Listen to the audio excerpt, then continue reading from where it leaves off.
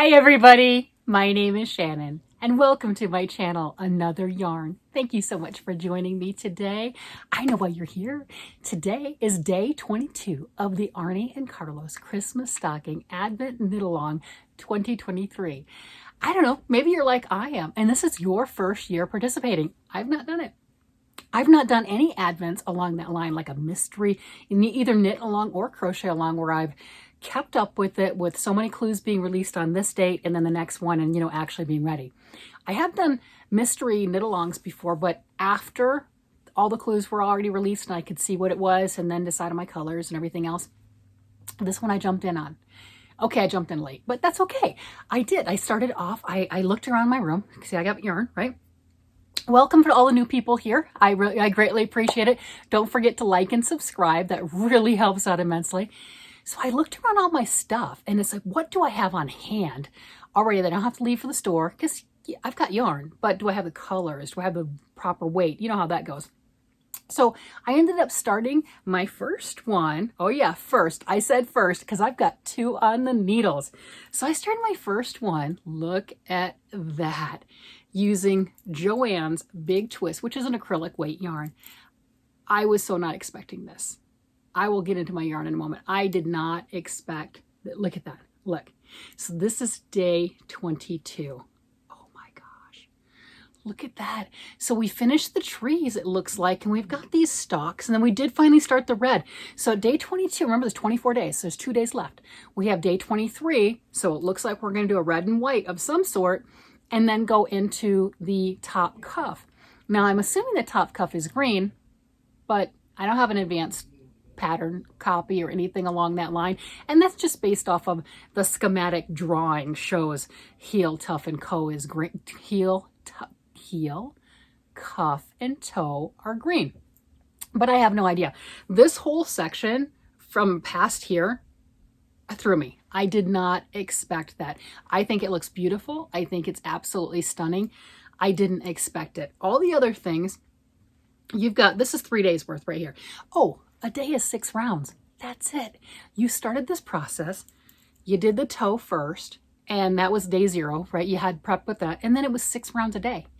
And 8 and 9, day 8 and 9 were the heel.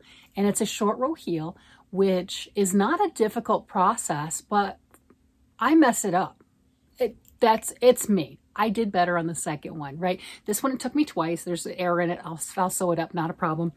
But yeah, that's what that is. So when we got to here, that surprised me to do that much green on top of.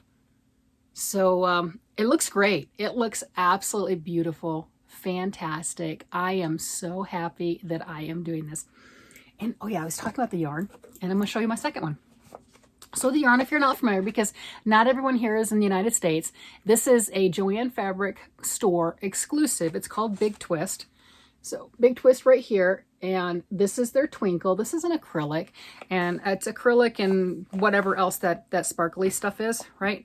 So it's a blend, but it's not a 97% acrylic, 3% polyester. That's the sparkle. So my red one, or the maroon one, this one that I'm just showing you, the sparkle is this. And then the white is just a plain, it's called their value, doesn't have the sparkle. Same thing from Big Twist. For what I'm doing, any worsted weight acrylic will work, right? That's what I had in my stash.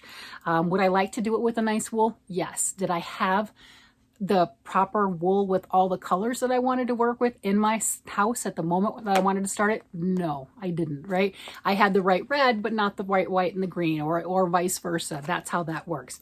So, and I think I had fingering weight, but if I make it in fingering weight, it'll actually be a sock. And I didn't really want to make another sock. I wanted the Christmas stocking.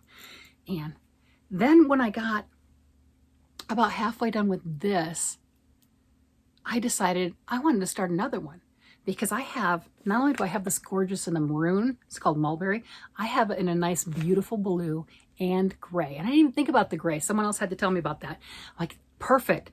So my second one, I am now caught up. Look at that. Oh my gosh, I have both of them. Look.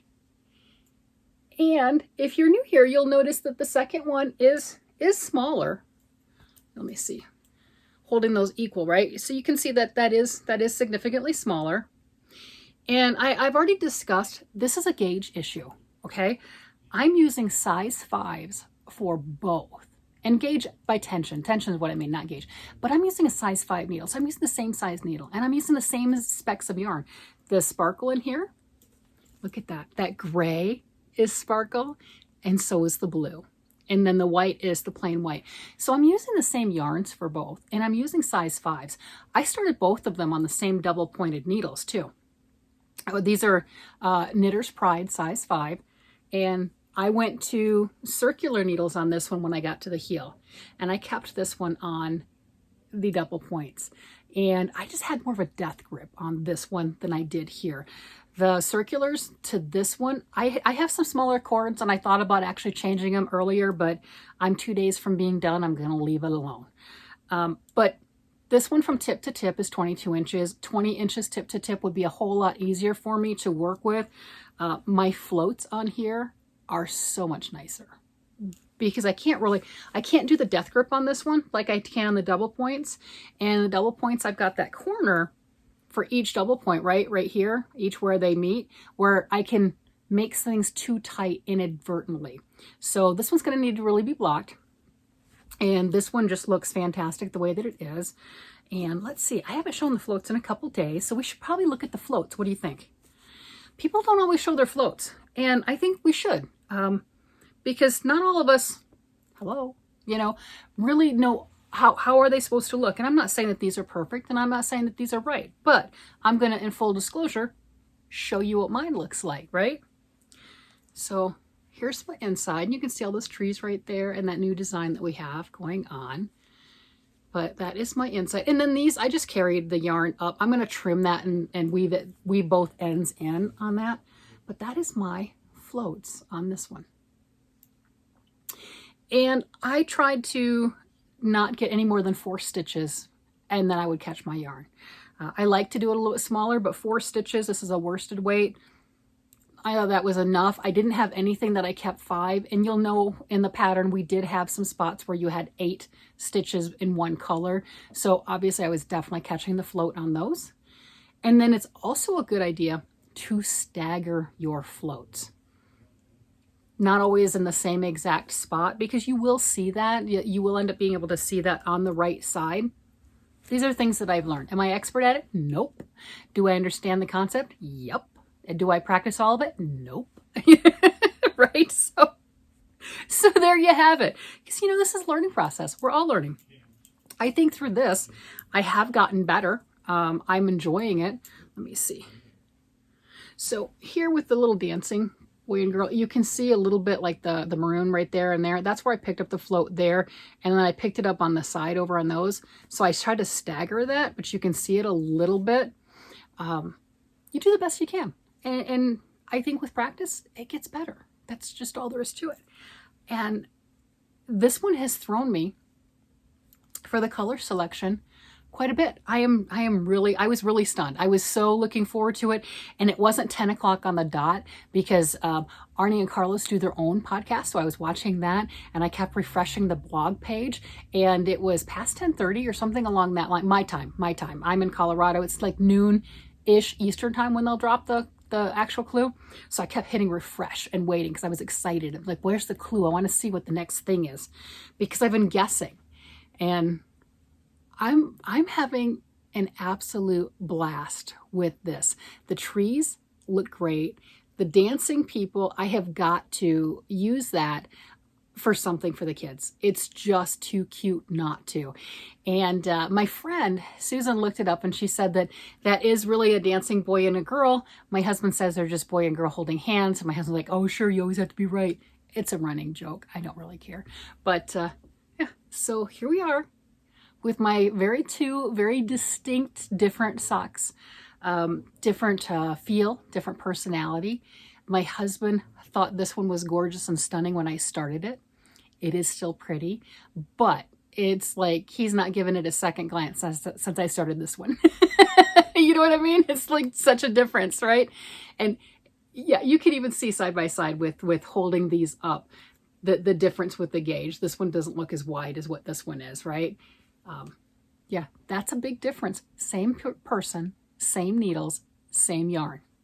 There you go. So gauge intention if you're making a garment, huge difference. For the stockings, it doesn't bother me in the absolute least, not at all. I just have to block this one a little more. All right, everybody, come back tomorrow and see where I'm at. See what the next clue is. What are we going to do? Because we've got one more day before the ribbing, the cuff, or whatever. I don't know. I don't know what Arne and Carlos have in store for us, but there's 2 more days, and I'm kind of going to be sad when it's done. I have really enjoyed this, obviously, so much so that I did too. So there you have it. Come up with some ideas. All right. Talk with you guys later. Thank you so much for joining. Don't forget, like and subscribe. Bye-bye, everybody.